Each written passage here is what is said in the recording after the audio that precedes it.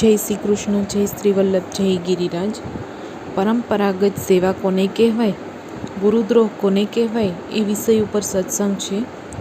ઘરમાં શ્રી ઠાકોરજીને સેવ્ય કરાવી પરંપરાગત સેવા થતી હોય તો જેણે સેવ્ય કરાવ્યા હોય તે પછીની કે તેની ત્રીજી પેઢી ઉપરાંત પણ તે સેવા ચાલુ રાખી શકાય. સ્વરૂપને પુનઃ પુષ્ટાવવાની કે સેવ્ય કરાવવાની આવશ્યકતા રહેતી નથી, પરંતુ એક વ્યક્તિના બદલે અન્ય વ્યક્તિ સેવા કરવા લાગે, અર્થાત પિતા પછી પુત્રે સેવા કરવી હોય તો તે વિષયની પોતાની ગુરુની આજ્ઞા લેવી આવશ્યક ગણાય. ગુરુદ્રોહ: જ્યારે બ્રહ્મ સંબંધ આપવામાં આવે ત્યારે ગુરુ તરીકે શ્રી મહાપ્રભુજી તે વૈષ્ણવોના હાથ શ્રી ગોવર્ધનધરના હાથમાં સોંપે છે. અહીં જીવનો ઉદ્ધાર કરનાર કેવલ શ્રી મહાપ્રભુજી જ છે, માટે પુષ્ટિ માર્ગમાં એકમાત્ર ગુરુ તેઓ અર્થાત શ્રી મહાપ્રભુજી જ છે. વલ્લભકુળમાં આચાર્ય સ્વરૂપ શ્રી મહાપ્રભુજી જ બિરાજે છે અને તે સ્વરૂપને વૈષ્ણવને બ્રહ્મ સંબંધ આપે છે, ચાહે તે કોઈ પણ ગૃહના આચાર્ય હોય. આમ પ્રત્યેક વૈષ્ણવને બ્રહ્મ સંબંધ શ્રી મહાપ્રભુજી દ્વારા જ થતો હોવાથી કોઈ વૈષ્ણવના બ્રહ્મ સંબંધ દાતા એક ગૃહના આચાર્ય બાલક હોય અને તેને અન્ય ગૃહના આચાર્ય પ્રત્યે વિશેષ આસક્તિ હોય તો પણ ગુરુદ્રોહનો પ્રશ્ન જ ઉપસ્થિત થતો નથી, કારણ કે સર્વ આચાર્યોમાં સ્વવંશે સ્થાપિતા શેષઃ એ અન્યાયી શ્રી વલ્લભ જ બિરાજે છે અને તેઓ જ સૌ વૈષ્ણવના ગુરુ છે. વાસ્તવમાં અલગ અલગ ગોસ્વામી આચાર્યોની જય બોલાવવાની પ્રથા જ ભૂલ ભરેલી છે. કેવલ શ્રી વલ્લભાધીશ કી જય, વલ્લભરાજ કુમાર કી જય એવી જય બોલાવવી જોઈએ. પૃથક પૃથક આચાર્યોના નામ લેવાને કારણે જ ભ્રાંતિ ઉત્પન્ન થાય છે. પ્રત્યેક શ્રી વલ્લભના વંશજના એકમાત્ર શ્રી વલ્લભના સ્વરૂપનો જ દ્રષ્ટિકોણ રાખવો જોઈએ, કારણ કે ઉદ્ધાર તો કેવલ શ્રી વલ્લભ જ કરશે, અન્ય કોઈ નહીં. રજસ્વલા અવસ્થામાં સેવા પાઠાદિ કાર્ય: રજસ્વલા અવસ્થામાં સ્ત્રીથી સેવા પાઠ ઇત્યાદિ થઈ ન શકે. આ માટે એક પૌરાણિક ગાથા છે. શ્રી ભાગવતજીની કથામાં વૃત્રાસુરના વધનો પ્રસંગ આવે છે. તે બ્રહ્મ સંબંધની આ ઉક્તિ છે. ઇન્દ્રને બ્રહ્મ હત્યાનો દોષ લાગેલો. તે દોષને મહર્ષિગણોના ઉપદેશ અનુસાર 4 વિભાગમાં વિભાજિત કરી દેવામાં આવ્યો. વિભાગમાં આ દોષ 3 વિભાગોમાં બતાવ્યો છે, જ્યારે ભાગવતજીમાં 4 વિભાગ બતાવ્યા છે. એ પ્રકાર વનસ્પતિમાં, ગાયમાં અને સ્ત્રીમાં નજરે દેખાય છે.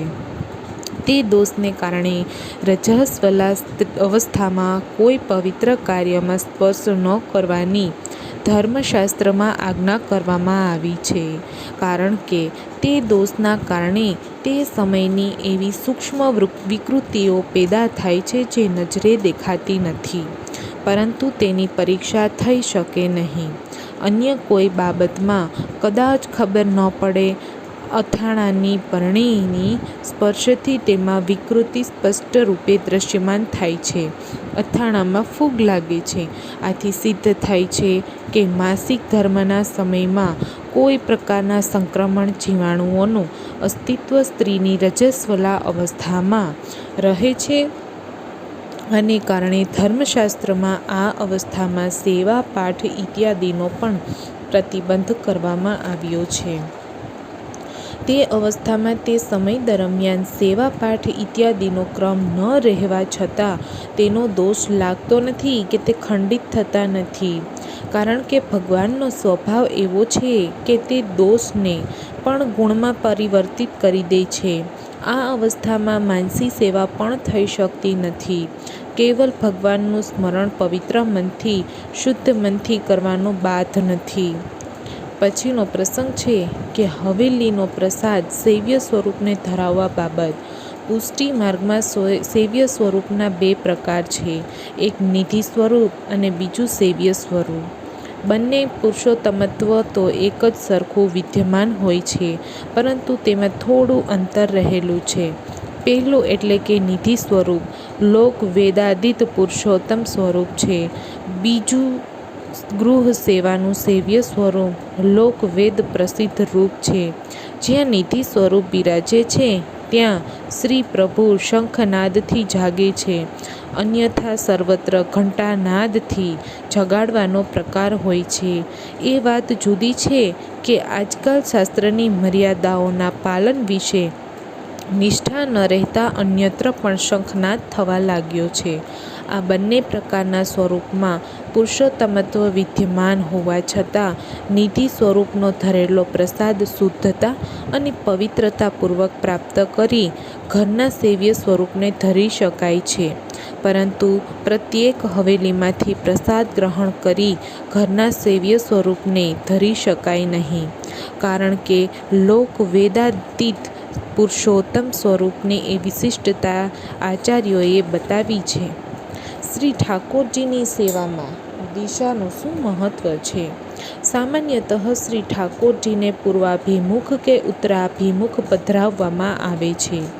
શ્રી ઠાકોરજી ઉત્તરાભિમુખ બિરાજતા હોય તો સેવા કરતા આપણે દક્ષિણ દિશા તરફ મુખ રાખી સેવા કરતા હોઈએ છીએ.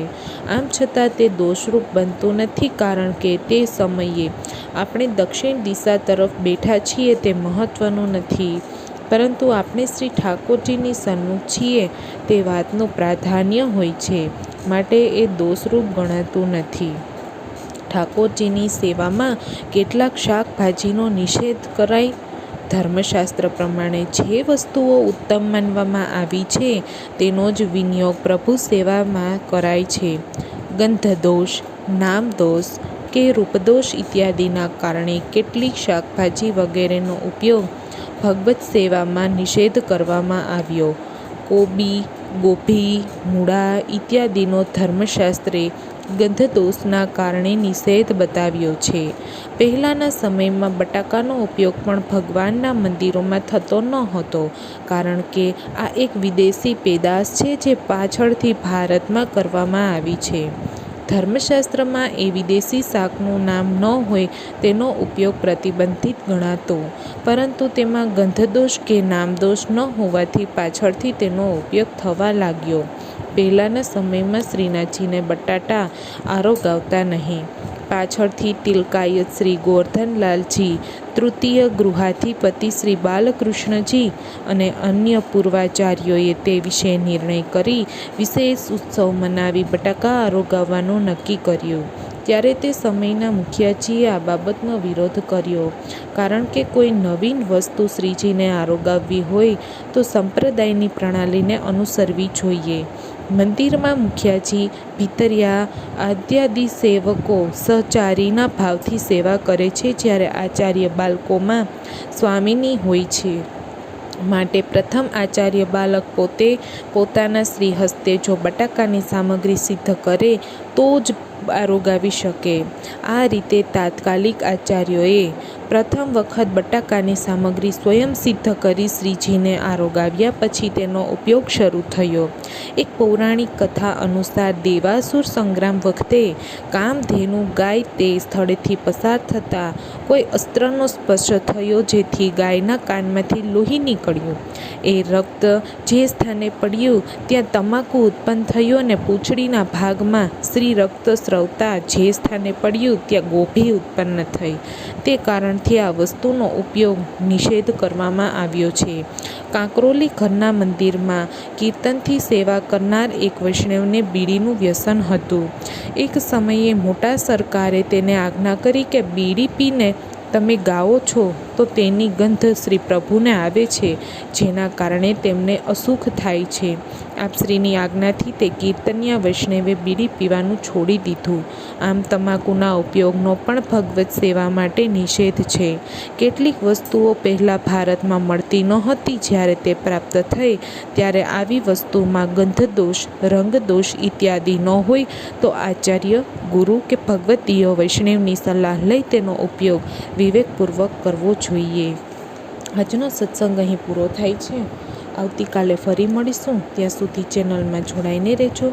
વિડીયો ગમ્યો હોય તો લાઇક, શેર, સબસ્ક્રાઈબ કરજો. જય શ્રી કૃષ્ણ, જય શ્રી વલ્લભ, જય ગિરિરાજ.